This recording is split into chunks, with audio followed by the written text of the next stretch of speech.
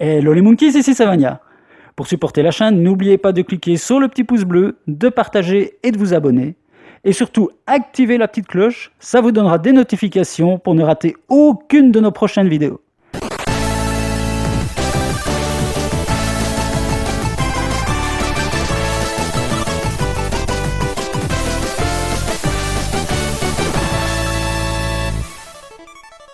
Saint Seiya, les Chevaliers du Zodiaque sur Netflix. Alors là, bon, on entend Netflix. Alors Netflix fait de superbes séries. Ils ont fait des superbes séries Marvel, ainsi de suite. Mais là, ils se lancent, même à la limite, le film Death Note. Moi, je trouve, j'ai encore assez bien aimé.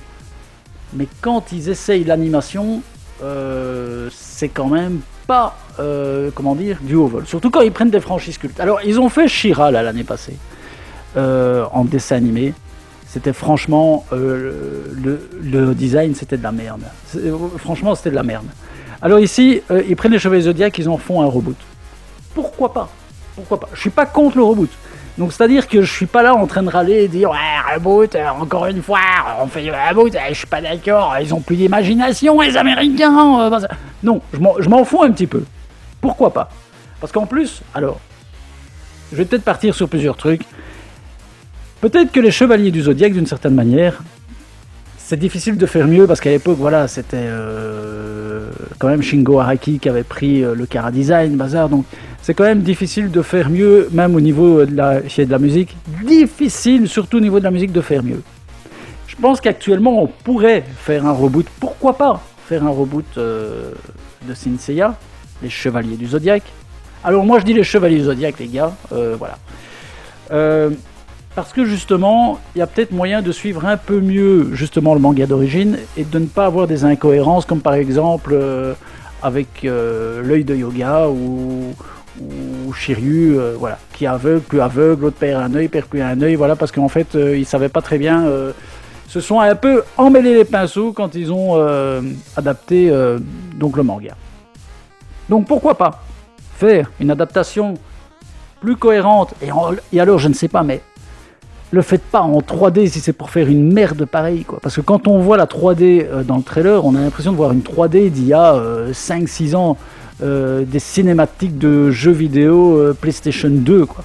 Donc je sais pas, mais je trouve pas ça super top. Ça rend pas. Si on fait une adaptation, pour moi, des Chevaliers Zodiac, soit on fait une adaptation cinéma, parce que je pense que quand on voit par exemple les armures qui ont été faites dans Wonder Woman ou même dans Thor, on se dit là oui. Là maintenant à l'heure actuelle il y a les moyens de faire un film Chevalier du Zodiaque. Il y a moyen de faire une adaptation d'enfer. Surtout quand on voit par exemple les bastons qu'on voit par exemple dans Man of Steel ou des choses comme ça, il y a moyen de faire de chouettes trucs. Donc pourquoi pas? Ou alors on fait une adaptation animée mais japonaise. Je suis désolé, mais il y a quand même que eux que pour faire. Quand on voit les dernières séries actuelles, justement, j'ai parlé il y a quelques jours de Fire Force ou My Hero Academia ou One Punch Man. Enfin voilà, des choses comme ça. Il y a moyen de faire, d'adapter justement avec un nouveau Chara Design, pourquoi pas. Mais avec justement les technologies actuelles, il y a moyen de faire de Saint Seiya une belle œuvre, une belle série. Donc voilà. Ici, alors je ne sais pas ce qu'ils foutent avec Saint Seiya, mais je ne sais pas les ayants droit. J'ai l'impression qu'ils ne savent pas quoi en foutre. Donc ils nous ont fait Omega. Excusez-moi, je m'en fous pour ceux qui ont aimé. Moi je vous dis, ça ressemble à rien ce truc.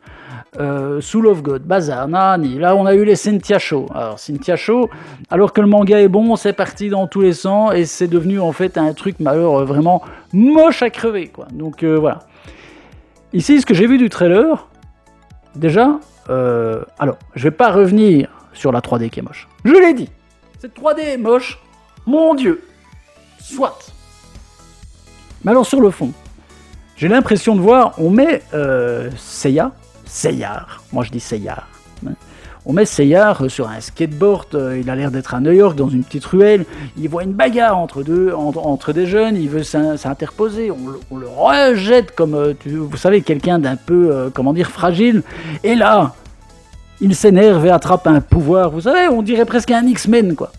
Le gars, il savait pas, donc après, monsieur Kido lui explique que oui, certains ont des pouvoirs, tatati tatata, et il va aller, apparemment il l'envoie justement, peut-être en Grèce, là on va quand même rester peut-être dans la Grèce, et on le voit au tournoi pour accéder à son armure contre Cassius.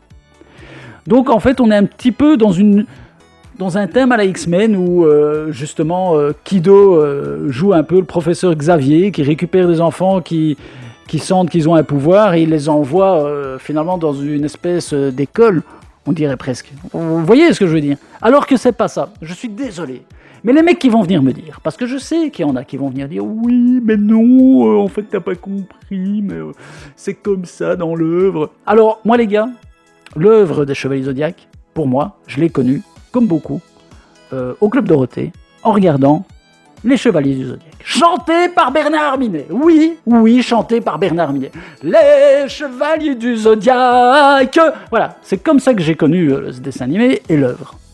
Parce que moi, le manga, les mecs, je l'ai lu après, quand c'est sorti, fin des années 90, en manga papier. Mais moi, c'est le dessin animé. Je pense que tous les mecs de plus de 40 ans, et je dirais même de 35 à 50 ans, on a connu le dessin animé d'abord du Club Dorothée. Donc, arrêtez de nous faire chier en disant oui, non, moi je l'ai connu comme ça. Et on nous a expliqué au début des Chevaliers Zodiac, on nous a expliqué que tout est une cosmo-énergie, que tous les atomes sont créés comme ci, comme ça, et que donc tout le monde possède une cosmo-énergie. Voilà. Après, certains vont mieux le développer que d'autres. Certains ne vont peut-être jamais le développer. Vous savez, la cosmo-énergie, je dirais, pour donner une image du truc, c'est un petit peu comme si tout le monde peut écrire, mais tout le monde ne devient pas un grand écrivain. Tout le monde peut peut-être apprendre à faire une roue, mais tout le monde ne devient pas un grand gymnaste. Et c'est un petit peu ça. Tout le monde est issu justement de cette cosmo-énergie. Voilà, donc on a tous ça en soi, à nous de le développer. Et d'ailleurs, dans l'œuvre, dans le dessin animé, ils prennent justement des jeunes qui sont abandonnés, orphelins, parce que justement ils n'ont pas d'attache. Ils peuvent justement les prendre petits et les envoyer pour les entraîner pendant 10 ou 15 ans. Donc voilà. Et qui n'a pas essayé étant gamin? Ou pré-ado, j'avoue, j'étais pré-ado. Qui n'a pas essayé? Moi, mon pote, il m'a dit, voilà, donc Nicolas, il m'a dit, ouais, moi, quand, j'essayais de me concentrer, de faire léviter des objets en regardant les Chevaliers Zodiac. Moi, par exemple, je me concentrais contre un mur et je me disais, un peu comme CR, si je tape dedans, non pas comme CR, plutôt comme Yoga avec son rocher des glaces. Là. Je me suis dit, si je tape dedans, à un moment, en me concentrant, je vais peut-être faire briser le mur. Vous voyez, on était à fond dans cette histoire. On se disait que nous aussi, et c'est ça qui était intéressant, c'est qu'on se disait, nous aussi, on peut être un chevalier. Nous aussi, on peut peut-être atteindre le 7e sens. Voilà. Donc ici, on a l'impression que ça a été super américanisé à la comics, donc j'ai rien contre les Américains, mais je veux dire, voilà, de leur culture comics book, et ça, c'est dommage. Après, j'ai encore un autre truc. J'ai un autre truc à critiquer. Sean devient une fille. Alors, moi, je sais pas. Est-ce qu'on est vraiment obligé, à l'heure actuelle, de toujours mettre une fille dans un groupe de garçons ou de féminiser tout, hein, comme les Ghostbusters qui sont devenus des filles, Moi, je vois pas l'intérêt. Parce que, si c'est pour me dire, oui, mais tu sais, je pense que dans les Chevaliers du Zodiac, enfin dans Sin Cya, je pense qu'il faut quand même, à l'heure actuelle, en 2019, montrer qu'une fille aussi peut atteindre une cosmo-énergie de 7e sens. Les gars, dans les Chevaliers du Zodiac, il y a quand même 5 mecs, 6 si on compte Iki, et même si on compte les Chevaliers d'Or et compagnie, qui se battent pour une fille. Tout le monde se bat pour la princesse Athéna. Tout le monde, en secret comme Seyar, est un petit peu amoureux de la princesse Athéna. Quel garçon qui a regardé les Chevaliers du Zodiac n'était pas amoureux de la princesse Athéna? Qui ne kiffe pas à l'heure actuelle de regarder de superbes cosplayeuses en princesse Athéna? Qui n'était pas prêt à monter les marches pour aller sauver la princesse Athéna? C'était tous les garçons, tout le monde se bat pour elle. Parce que, voilà, c'était la princesse. Et puis au final, qui a le plus grand pouvoir? C'est la princesse Athéna. Et dans les Chevaliers Zodiac, il y a des femmes fortes. Alors, il y a la princesse Athéna, que je viens de dire. Il y a aussi Hilda de Polaris, par exemple. Tous ceux, voilà, toute la mythologie nordique se sont aussi battus pour protéger leur princesse. Mais il n'y a pas que ça. Tous les chevaliers, les plus forts comme Seyar, Seyar par exemple, c'est le héros. Qui l'a entraîné? Qui l'a entraîné? Marine, c'est une fille. Qui est toujours contre lui à essayer tatati attaque et dont il a difficile, toujours au début en tout cas, de la battre? China. Donc voilà, il y a plein de personnages féminins hyper forts. Est-ce que c'était vraiment utile de rendre en fait Shun, qui est, c'est vrai, efféminé, c'est vrai qu'il est un petit peu androgyne, il a la couleur rose. Voilà. D'ailleurs, c'est pour ça que dans le Club Dorothée, dans les premiers épisodes, ils lui avaient donné une voix de fille, ils n'avaient pas compris que c'était un garçon. Après, ils ont vite changé. Mais donc, moi je trouve même que ce qui est dommage, en 2019, ce qui est dommage, c'est de féminiser Shun. Est-ce que c'était pas plus intéressant en 2019? Donc, en fait, en 86, on était beaucoup plus ouvert, parce qu'en fait, on acceptait qu'un garçon mette un uniforme rose, soit efféminé et androgyne. Ici, on l'accepte pas, en fait. On s'est dit, putain, ce mec, il met du rose, il est androgyne, allez, hop, on le met en fille, et comme ça, les filles seront contentes. Non, en fait, on change le thème. On change le thème des garçons qui se battent pour leur princesse, parce que c'est ça, c'est la chevalerie, c'est les trucs, ça a toujours été comme ça. Et donc, on change ça pour... Alors, est-ce que c'est vraiment pour mettre les filles en avant, ou alors c'est justement pour essayer de cacher le fait qu'un garçon est androgyne et un petit peu efféminé. À voir. Mais donc c'est complètement débile. C'est là où ça aurait été intéressant, c'est d'assumer la chose actuellement.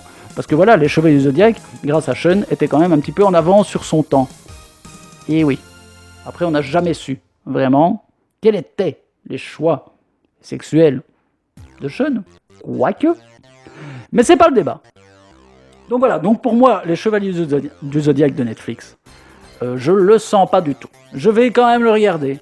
Mais franchement, je commence à en avoir plutôt marre, en fait, de Saint Seiya. Je pense qu'à un moment donné, quand il y aura des nouveautés, je vais même plus les regarder, parce que ça fait combien de fois que je suis déçu? Je crois que ça fait depuis un bon 10 ans que je suis déçu des nouveautés Saint Seiya, parce qu'à chaque fois, franchement, ils ratent leur coup, quoi. Alors, je pense qu'ils auraient peut-être dû, à un moment, faire comme ils ont fait avec Dragon Ball, s'arrêter pendant 15 ans, et à un moment se décider et réfléchir, reprendre le truc. Ici, on dirait qu'ils vendent la licence à tout va, à n'importe qui, n'importe quoi. On sait même plus qui écrit quoi. Entre Los Canvas, Soul of God, Cynthia Shaw, ceci, cela, non. On sait même plus où ils vont. Je crois que même eux, en fait, ils distribuent les cartes. Sensei, oui, allez, on doit vendre des mid-clots. Hop, et on distribue des autorisations à tout va.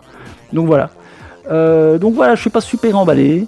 Cette histoire un peu de X-Men, c'est n'importe quoi. Et donc, ne venez pas surtout me dire que, justement, c'est comme ça dans l'œuvre, bazar. Alors, dans le manga, même dans le manga d'ailleurs, c'est pas comme ça. Donc voilà, ne venez pas me raconter tout et n'importe quoi. J'ai l'impression aussi, et ça c'est un petit peu dommage, qu'il y en a beaucoup qui se réfèrent toujours sur ces œuvres un petit peu des années 80 qui sont passées au Récréa 2, Club Dorothée, ou sur même d'autres émissions, parce qu'il n'y a pas que Dorothée, d'autres émissions de cette époque-là pour enfants. Après ils se réfèrent parce que eux ils sont un petit peu trop jeunes, ils ont peut-être 20-25 ans, voire 30 ans, ils n'ont pas connu cette époque, et donc eux ils ont lu les mangas après, et ils se sentent un petit peu légitimes parce qu'ils ont lu l'œuvre originale, ils ont lu le manga.